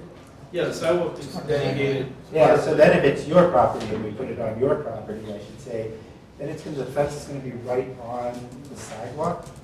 You know, like where people could be riding or driving, you know. Right. kind of caged in. Now, one issue is that I'm not sure you need the sidewalk on both sides. If you remember, on the other side of the road, there's the sidewalk and the bike path. And if there's no sidewalk there, you probably don't need a fence there. Now, there's no fence around the cemetery, so people can get there in any way. This fence will just be one fence and you can just walk around. I believe that the request for it, but it's up to the town, that's the town request, is that if you have a sidewalk abutting the cemetery, then you have people walking next to the cemetery and they would prefer the fence there. If, you know, so to do the fence right, you would put a base, you need about a foot for the base, you know, so you can put in the cement and put the poles in so it lasts longer. You want it a foot or so off, so it really should be like cemetery land. But it could fit, it wouldn't be, or the sidewalk could come off, whatever. Aaron? I don't think you need the sidewalk adjacent to the cemetery. Anyone crossing is gonna be on the other side. We could use some for the parks, we could use some for That certainly makes the room for the fence. I mean, the other option, we can reach out to the town and the cemetery and see if they want it on their property. I prefer no sidewalk Yeah. on that side. Yeah, Me too. Because it just goes to an outlot, right? That's Yeah, something it's, there. well, Exactly. It would, I mean, you go up the rest of the road, but there's an outlet right And there. that so- would be more for the village to then, Maintain. yeah. Yeah. yeah, so, because the only thing is, there's a few lots at the top, they'll have to cross and come down the sidewalk, but that entire sidewalk's for like 4 houses. Yeah.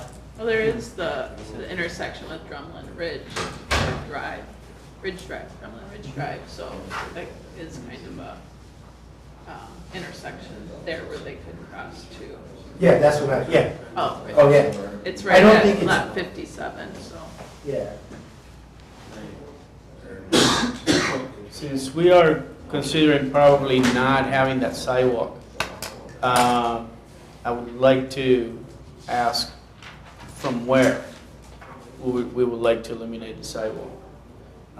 The last lot would be 57. Past this point, there's really not a use for the sidewalk.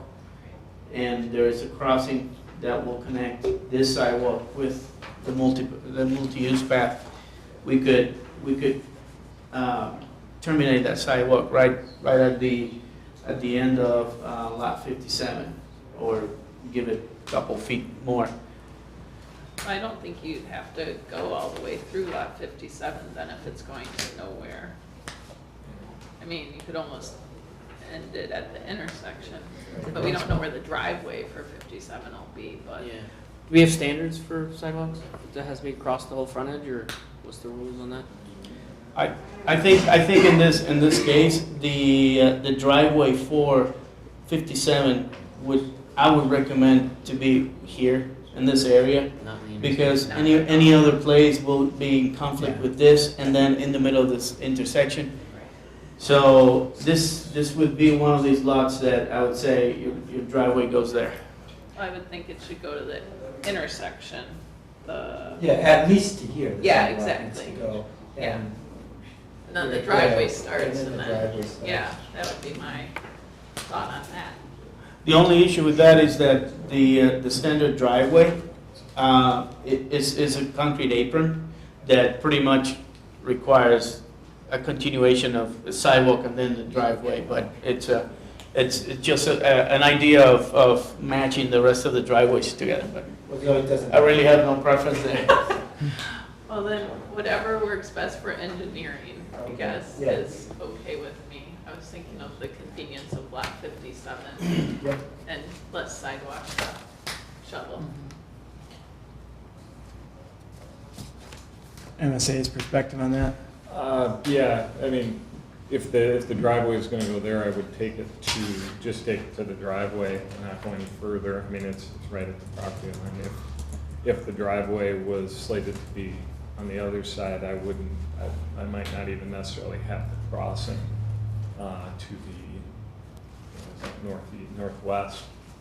I might eliminate that one altogether. If there wasn't gonna be, if it was only gonna go to that crossing, I would probably eliminate that crossing and just have the crossing on the southeast side of the intersection. Just to reduce a crossing, it's, safety, when you reduce the number of crossings. Yeah. But if the driveway is, like you said, would make more sense to have it over there, just to keep it out of the intersection, then I probably would just run it right to it and stop right at the back side of the northwest side of the driveway. Okay. We can do that. So then we don't need a fence, then if we don't have a sidewalk, is that correct? Well, I think we can, Was it a requirement from the town? Did they put that requirement on us, or we? It was a request. It was a request because of the on sidewalk. Preliminary plan. Okay. I don't know if it was a request because of the sidewalk. I assumed it was a request because the other sides don't have people, there's no sidewalk Right, here, on the front road, yeah. and, it's surrounded, so I assumed that was it if there's nobody to be there, but I I think we need clarification on that, right? I mean, I think the sidewalk gives you the breathing, no sidewalk gives you the breathing room to put in a fence on the correct property. I don't know that. It'd be on your property. Right, Yeah. not on their land, it's on our property, and then, how do we gotta go back to the town, Well- and just verify it? I think it keeps trash from blowing in and stuff Yeah. like that. Who maintains the fence? Yeah. It's on village property at that point. Would the plat to the west where the cemetery currently is, if that ever does become village property, is there enough room for a sidewalk or bike path along the road, along Cottage Grove Road, or does it encroach into the cemetery? Yeah, I don't know, so right here, you mean, right? Yeah. Yeah, But you had the plan. so is it, I don't know, is there a plan ever for a sidewalk that goes on this side? On Cottage Grove Road? Like where you expand? Potentially the bike I path. think the bike path is, the plan is for the bike path to come on that side, continue along Cottage Grove Road and then continue up Bus. I don't know on the west side if there's room for it. I don't, I'm not positive on that. The right of way in front, running in front of the cemetery is going to be narrower. Yeah. Once the, as you move east, and you reach our project, the right of way gets expanded by, I believe it's 10 feet. And whether there's room or not, it depends on the location of the graves closer to the right of way, to the existing right of way line. I think the location of existing graves would be a limited factor to widen the right of way in the future in that area. Maybe we'd have to move to the north, but I think that the cemetery had some graves really close to the right of way. It's one of those things that you drive by a million times and don't really Right. Yeah. look that close. So if in the future, so it's, if the village ended up moving west, then, and Cottage Grove Road expanded for a bike path there, then we'd have to move Cottage Grove to the north and jog a little. Is that what, in order I to think make we, it fit I though? think if it were tight like that, I think for alignment purposes, you would probably look at just shifting the bike path to the other side, to the north side of the road. Like- Actually, that's exactly what's happening. In conversations with Mike Maloney, he mentioned that they are looking at having the bike path running along the north side rather than the south side. Okay. So I think that's happening as we speak. Yeah. Because just thinking, if it wasn't, then I would be more looking at planning for a sidewalk around the back way of the cemetery. But then we don't have to worry about it. It's okay. So, do we still want to do a fence, just for? I think we need clarification with the town. So I'm gonna make a motion, and give me a second, because I'm probably gonna have to redo it. So the simple part is a motion to approve with staff conditions. And eliminating the need for the sidewalk on the west side of Bus Road to lot 57. And for staff to get clarification, or together with the developer and staff to get clarification on the need for the fence from the town, and if the fence is needed, the fence is needed. That's what it comes down to. Did the town say this in some approval? No, originally, when did we start? We have the original preliminary plat. Yeah, the For original, sidewalk. original preliminary plat, so. They requested it and it was They included. requested it and it was included as a condition. Just, So I'm sure they're gonna say, they're not gonna say, yeah. it's a free Yeah. fence, they're gonna say, put it up. That's fine. And then it goes up, and then when it falls down, it's done.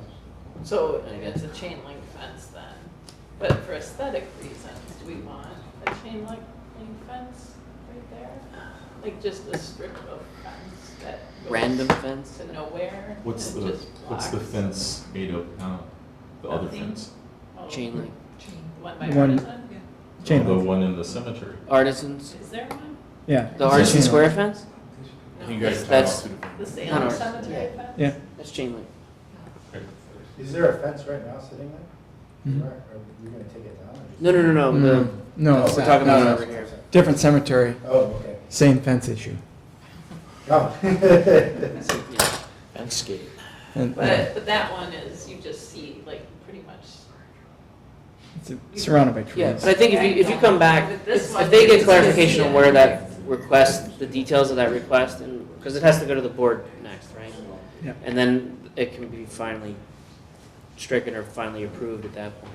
Yeah, if there's no sidewalk there, there may not be a need for the I think fence. the recommendation would be to remove it, but I don't know where the final thing came in. I don't know that it's worth waiting another month to Well, come back. the issue is, I thought a chain link, I don't know fence, but a chain link fence is kind of to keep people out too, right? I mean, not just the behavior, so if there's not people there, it's an ugly fence, and you need to put like a different decorative fence there, but I'm not sure what a decorative fence accomplishes. Right, what's the You know, like purpose? the Yeah. white, like the white fence down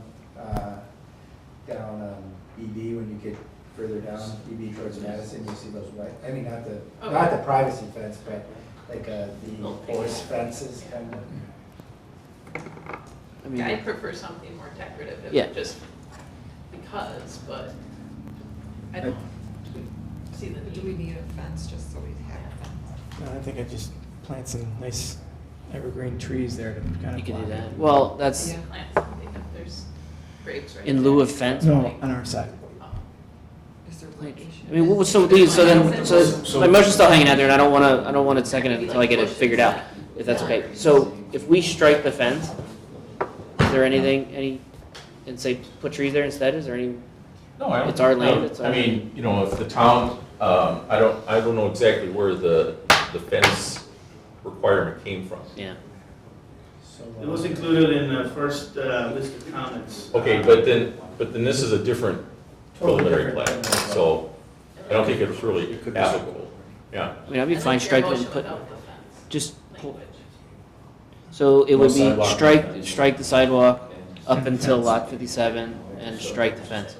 Yeah, you don't have to say any, well, yes, yeah, no fence. Well, because it's a, Right, it's a yeah, 12, it's on different, item 12, we want it, and no fence, yeah. and no fence.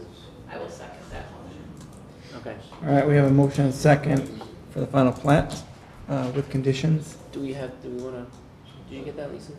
I believe I have it. So it's eliminating the sidewalk on the west side and having no fence.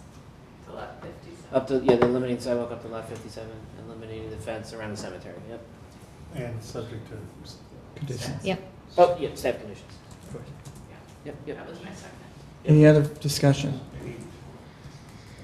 Having heard none, all those in favor? Aye. Anybody opposed? We abstain, motion carries. Thank you. Thank you. Thanks, Robert. Robert, I'll get the next one, please. All right, item 10 is discuss and consider a request from Madison United Rugby for the approval of a site plan amendment for approximately 7,900 square foot clubhouse. And you guys want to come up and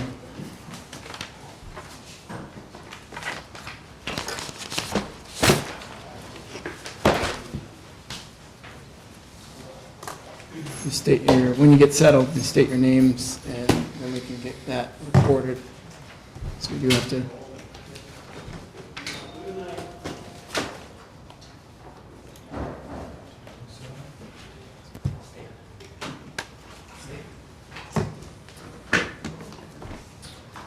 I'm Max Zukowski. I'm with Madison United Rugby. I'm also a resident of the town of Country. I'm Keith Dawson with KD Engineering. We helped Max work through the permitting process here at the town, at the city level. Village. I'm Jeff Davis from Davis Steel Buildings, working with Max on the design of the project. Okay. Great. So I think you guys have all of the documents in front of you. We got a large printout of something that I believe was already supplied in our submittal request. I'm excited to be here. This has been 10 years worth of efforts on our side to get to this point. And we learned a lot about what we can do, what we shouldn't do, and we're really excited to have settled on something we know we can do. So I think I really don't have any specific presentation points. Do you guys need it? Do you have any questions regarding the site plan, regarding the images supplied, the rendering supplied? Has anybody not seen them, that they have specific questions that you want us to address with the submittal? Did I read that the new shed has to be moved?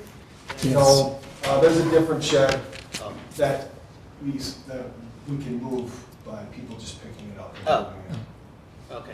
I know the little white one when you first. 20 people, yes, we moved in there previously. Okay. That's not the new shed. That No, was wrong. correct, that's a garage on the north side that will Got it. be maintained for maintenance purposes. Counts for the workout for the night. Yeah. I'm not. Is the driveway come off of Clark Street? That's not shown on this rendering here. Okay. This would be Clark Street up on this side. Okay. It is shown on a couple, some other, yeah, this is an architectural 3D view as opposed to, or a graphic artist 3D view as opposed to the actual submittal packet has the site plan showing. That is part of the conditions that were outlined by the review, that we don't have a problem modifying to meet those needs. Well, we can communicate back and forth on what fits, how many parking spots we really want to pave and discuss that.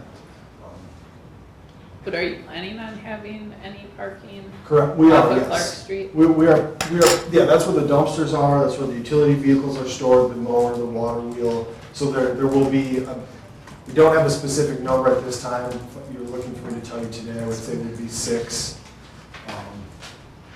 But Is there any access from the current parking lot to drive to your clubhouse? There is not, Okay.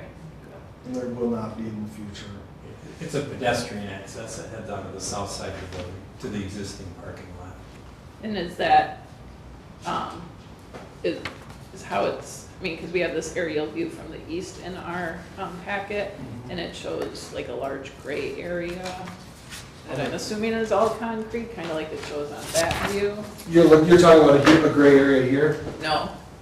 Oh, yes, Right this there. is just an expanded patio area. Right now, we only have a small, Right. But are you planning on that whole area being concrete? yes, about 7,000 square feet. Why such a large area if you aren't parking vehicles on it? Well, that's basically the community area in front of the entrance facility. So all of our outdoor picnic tables and all of our welcoming centers where when you walk into the facility, be it ticketing spaces or just patio spaces for grilling and team tent setup and that sort of vendor setup, just allows for creating a cleaner environment. We have the memorial area. We already have some other pieces there, so we're just looking to clean that up with that sort of entrance space. Is this whole thing fenced off The- right the- now currently? The entire property is fence locked. Okay. So would you leave anything out on that patio, like the picnic tables or tents or It is grilling? now, yes. Okay, Right- but when right- it gets bigger, when you build this? Yeah, I mean, things are left out, yeah, Okay. all the time. So did you say the park, how much parking are you gonna have? Well, on our property, I think the goal from, I only say 6 stalls, because I remember that from 2009, being the purpose built on our property. So where is everybody supposed to park? Well, everyone will continue to park in the same spots they do now, be it either at Bakken Park in the main parking lot of Bakken Park or in the overflow area on Clark Street. And when they had, your rugby tournament, I think. Yeah, that was the first time we did it. It actually was really successful where we modified the parking structure. Right, where you had somebody directing traffic. If they were going to the park, they let them park in the parking lot. And if they were for rugby, they directed them to park elsewhere. And was that successful? It was really successful, yeah. And it's something we're looking to continue. It allows us to control people that are coming from a fan perspective and differentiate them from actual team personnel. So buses and staff can park in the paved lot, and then we direct people, the fans in attendance into the larger area, which are the ones who generally cause the problems parking on Rollins Road. So we move that away from there. There's less people than in the lot. It would have worked out really well for us. I know, because parking is a concern down there. I'm sure the residents that went to the park appreciated that too. If you'd like, I could take just a couple of seconds to explain the site plan, proposed improvements that are going in. Yeah. Yeah. Um, Can you just tell us the timing real quick? I didn't. What, The you know, process- assuming you get approval and everything, what is it, this next year? Is it 2 years from now? I mean, because you've been working on this for a while and funding has been a challenge because nonprofit and everything. So just an overall plan, assuming you get through the hoops that we put forth. If we get through this process within the village and the state this week, in the next 2 weeks, we have seal erectors that could be here in November. We're looking at get state approved plans by probably like next Monday, Okay. sometime around your next board meeting. So yeah, it's either a dig before it snows or dig immediately after it's thawed out this winter. Okay. So we've told our group, best case scenario, we open in August. Worst case is November. Okay. Thank you. All right, you can Sure. If go you look forward. kind of through the staff memos, these proposed improvements are actually just kind of an infill, so we're looking at amending the original site plan that was out there. There's already currently an existing asphalt driveway that comes off of Clark Street in this area. The large purple area is actually just for the erosion control tracking pad during construction, because this is the stormwater erosion control plan that we have here. The proposed area that they're looking at putting in more of an asphaltic area and that was some of the comments that the reviewers had, was they're looking at possibly trying to get that paved or a hard surface on there. And in the comments, when you read through the letter, it's kind of dependent on the Director of Public Works approvals for the type of surface there. They're not opposed to blacktopping the area, but they're wondering if you would consider putting in like a double chip seal over those areas instead of providing an asphaltic surface over top of the reground area. And this area up in here is where they had talked about possibly the 6 cars of parking. The proposed building itself is actually a little bit smaller than what the original site plans had called for. We're looking at more of like a 61 by 65 2-story facility. The area to the south of the proposed building kind of follows the original site plan on that.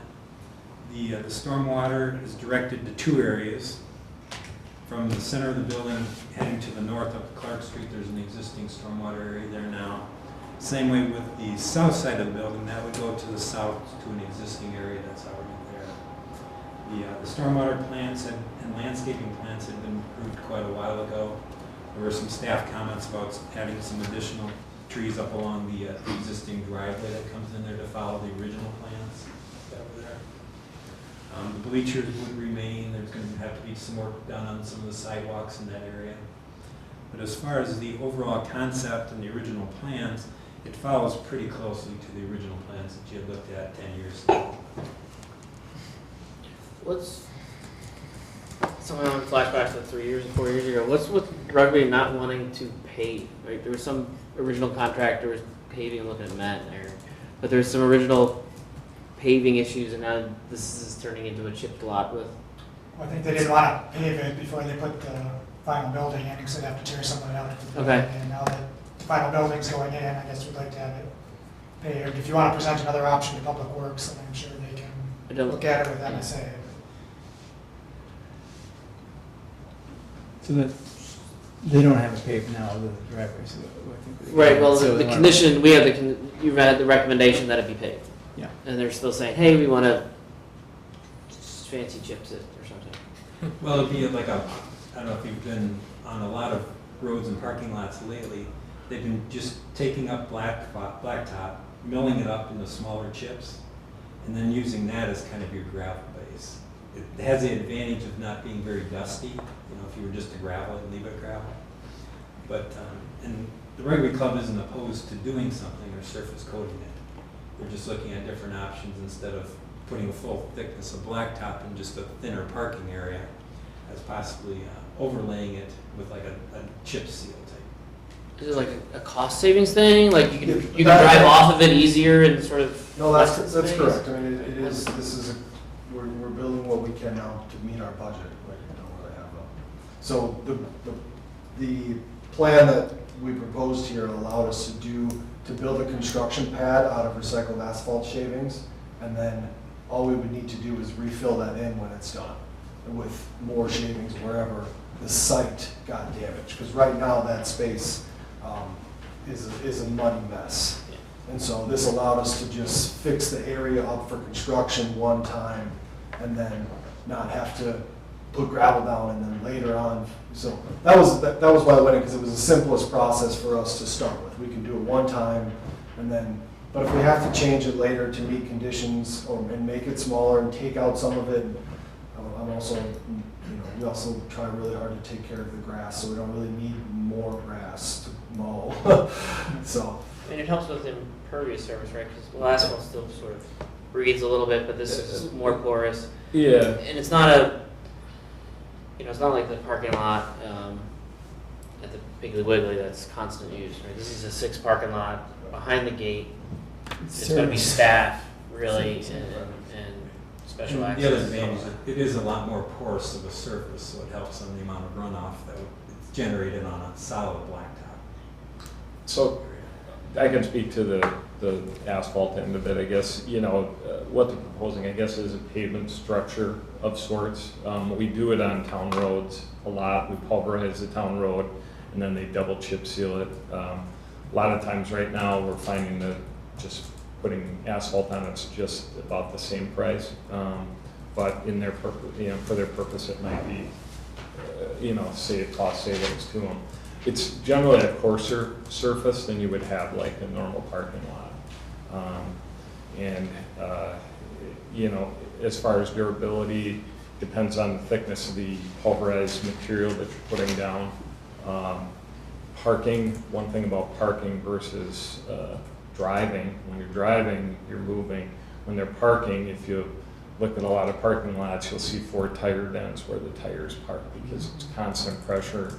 Asphalt's a flexible pavement, so it might be a little more, it might have an issue where you might get those bird baths more so in that type of situation. I don't know if this isn't a public area, this is your private. Correct. I think obviously the asphalt would be desired, but it can function. It's better than gravel for sure, but not quite what the asphalt would be.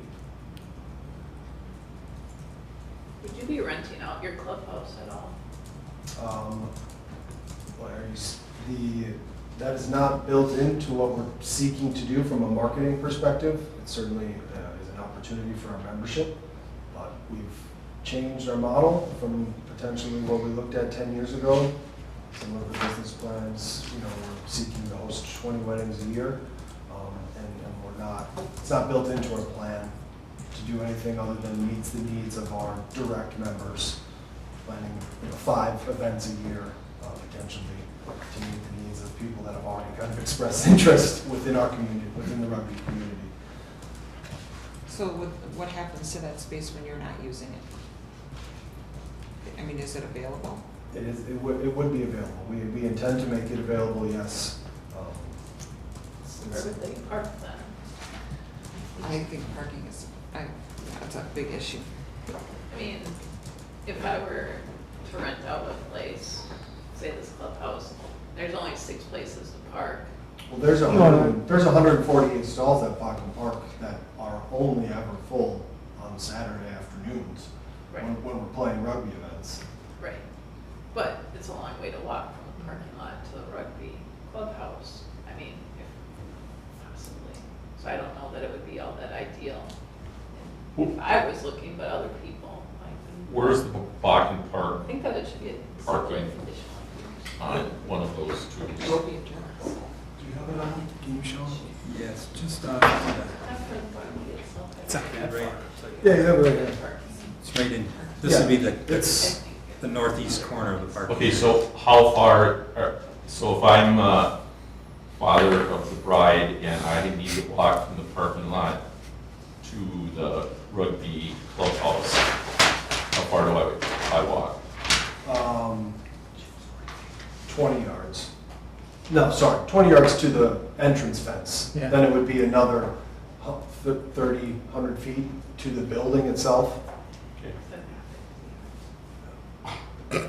Yeah. If you look at You're the rounding up a little high there. If you look at the perspective, the building itself is about 60 feet wide, so 60, 120, 180 feet, a couple hundred feet. Well, can they rent it out? Like, is that a use for that zone? Like, Is it zone for, yeah, good question, is it Yeah. zone for that? I mean, what's that Yeah, for? I think that was always kind of talked about as the intention of it. Yeah. Be another opportunity for citizens to use a different type of facility in the community. There's that. But with the Uh, other things going on in the park too. It is a 2-story building with an elevator and sprinkled? Yeah, so it is gonna have sprinklers. Oh. Sorry, so it does have, And the state is stuff. reviewing it as an assembly building. Yeah. So if this gets approved tonight, then it goes to the village board Mhm. and then they can start building? Is that, as Once long the as the state- state? Listen, I'm sure that there's a voodoo doll over at the rugby place with my name on it because of the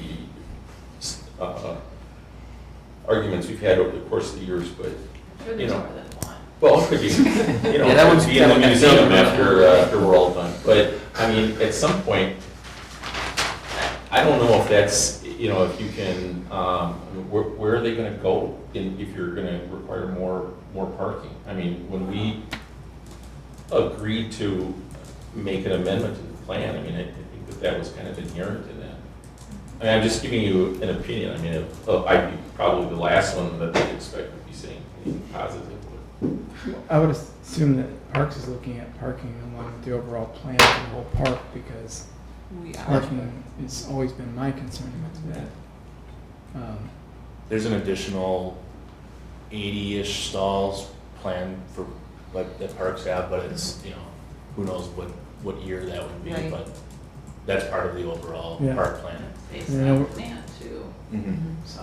And we're talking about that at Public Works as far as when we redo Clark Street, if we're able to at least get, so you can park on both sides. Now, Mhm. Yeah. yeah. Well, And I think we try to make sure that parking is adequate for the current uses for, you know, 90+% of the days. You know, it's hard to, and maybe it's excessive to make sure that parking is, you know, covers 100% of potential uses. I mean, Then you're looking at, you know, busing into the facility or something like that, and you just have to Well, make arrangements when you have a. The other thing is that I would think that if they open it to the public, and if I rent it for a wedding or whatever, I'm probably not gonna have the wedding on a day that they're gonna have a rugby tournament. Unless. I might. If you're a big fan. But, yeah. You probably wouldn't even have to rent it out then. Yeah. So well. In lieu of a honeymoon, we're just gonna watch the tournament. Right. Yeah. I don't want to cover that way. The only thing I'm hung up on is the driveway. So man, if you want to build a driveway that's cheaper but may require more maintenance, as opposed to potentially a more expensive driveway that requires less maintenance, I don't know that that's on me to stipulate unless there's some ordinance that The we're way the trying to ordinance follow. The way the ordinance is written, the surface has to be satisfactory to the Director of Public Works. If you want to change condition 1 to have JJ sign off on what they're proposing or not, if he doesn't like it. I'm fine with that. I mean, if he doesn't like it and he wants asphalt, it's asphalt. You know, I think if he says chip is good, then chip is good. Dirt is not good. Dirt's gonna bring tracking into your place. I already tried to get this process started this summer because it was so muddy, we couldn't really drive in there. Yeah. But then we've gone too far down the road to excavate twice, so it's like, I agree, I'll make a motion to approve the Madison United Rugby site plan amendment for an approximately 7,900 square foot clubhouse with staff recommendations and changing recommendation number 1 to be at the approval of Public Works Director. Is that what you had? Second. All right, motion second. Any further discussion? I just have a question, so just for clarification, we're scrapping all discussions that have been had over the last 8-10 years, and this is what our final product is, and that's one phase, and this is what we're going with, right? Is that clear? Yep. And how does this set up for future phases or additions if that's the direction you want to go, due to half of your group wanting more and bigger and things of that nature, in case that comes down the line? Yeah, I think we would just have to remove the asphalt parking lot, and there's room for expansion to the north. I mean, we're actually half the size north and south that we were previously. We're a little deeper because we added covered patios onto it. So there is room. There's actually quite a bit of room. So you set up in a building envelope to meet that Correct. if needed. Yeah, I mean, that's our internal Yeah. story, Correct. as well Yeah. as. All right. Okay. Any other discussion? All right, having heard none, all those in favor? Aye. Anybody opposed? Anybody abstain? Motion carries. Thank you. Thank you.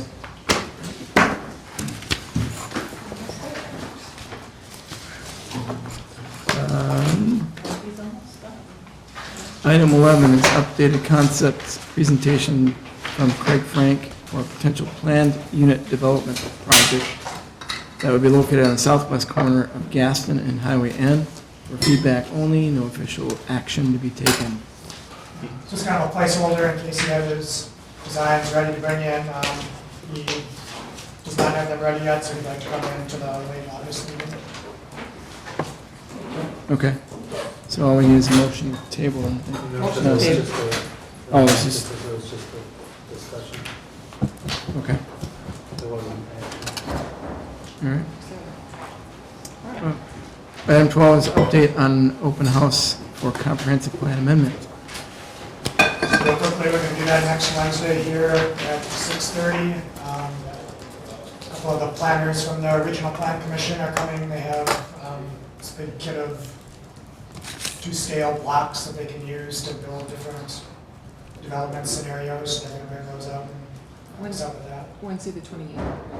21st. Oh, the 1st, okay, yes, I'm sorry. Next week. 7 p.m.? 6:30. 6:30. The open house will be from 6:30 to 8. We And don't then- have to be here for that, but we can, right? Or you'd like to, or what? You don't have to be, we'll notice it as a possible quorum, so you're welcome to come if you want to help out, if you just want to see what's going on, or if you want to stay home. So it's not an official meeting, it's just It's not an official. open house. Or you can play with Legos. Get to do Aaron's job for a little bit. You find out how tough it is. All right, item 13 is future agenda items.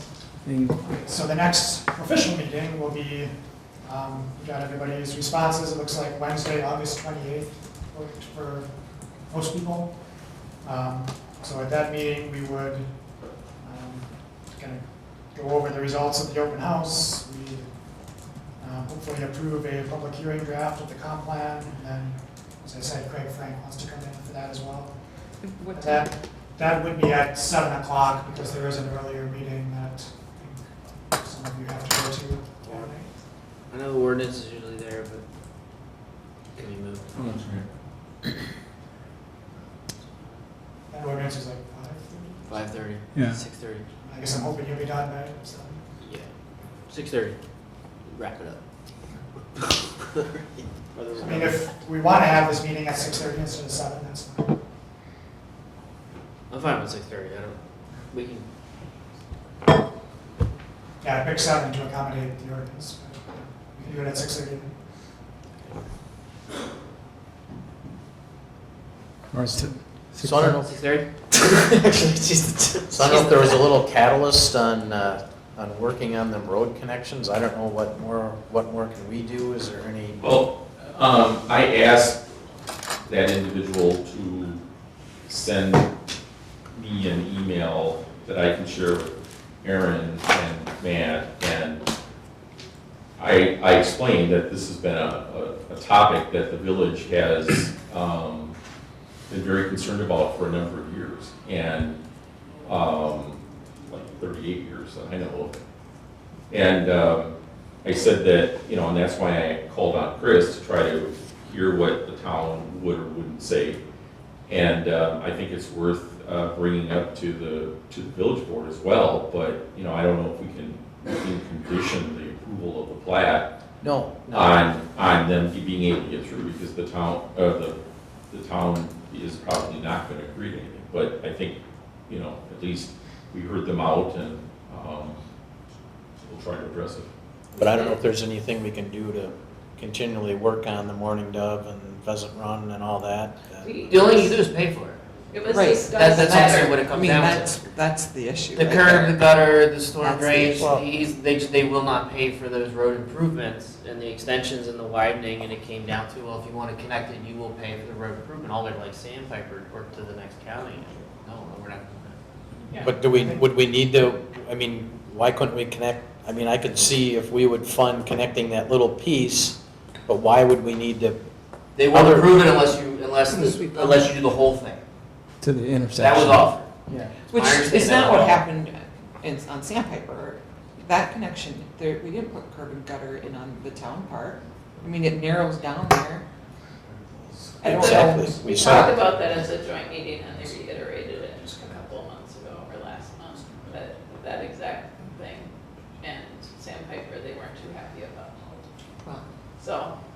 But it's a benefit for town residents and village residents, and it's unfortunate that Sandpiper is so busy now because there's no other outlets. And what's the other street that you live on, Alex? Gillian? Yeah, And- that one's so busy too because they all go that way. And it's just one of those things that. That's why where I'd it like to goes. see where we don't approve any more township subdivisions anywhere before we get some sort of agreement on Yeah. our road connection. Any bordering subdivisions. So that's what's with that. It's the same old story. Yeah. We could put it back on the next joint meeting to have another discussion with the town board. Well, Chris did hear that our residents do want it to go through, so that's something that they didn't hear previously. Mm-hmm.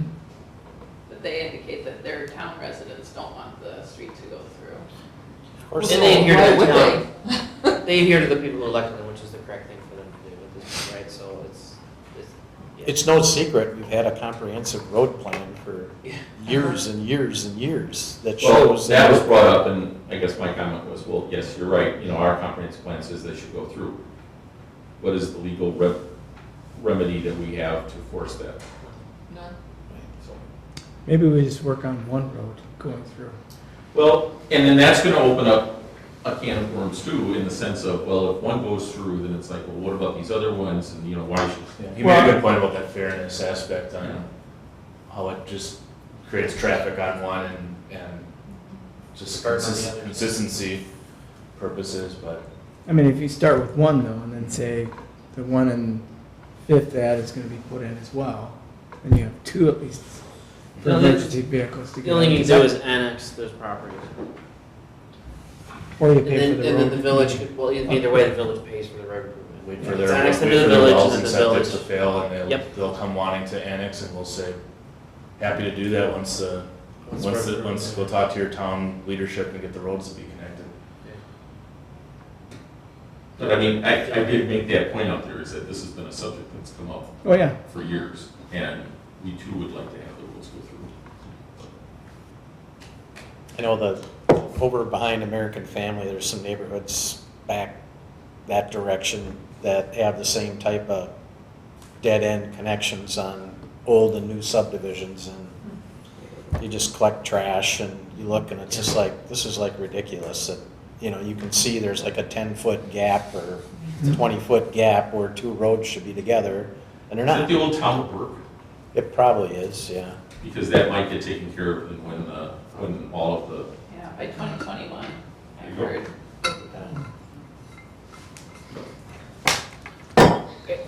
All right, any other future agenda items? Those are the two at the August meeting, and then we'll have other stuff in September. I won't be at the August 28th meeting, sorry to say. Hope you're doing something fun. I don't know if Grand Canyon's fun, but that's where I'll be. That's fun. But don't lean over. Yeah. There's no other thing. No, too many people falling in there. Go on the glass walkway. It's very Try freaky. not to.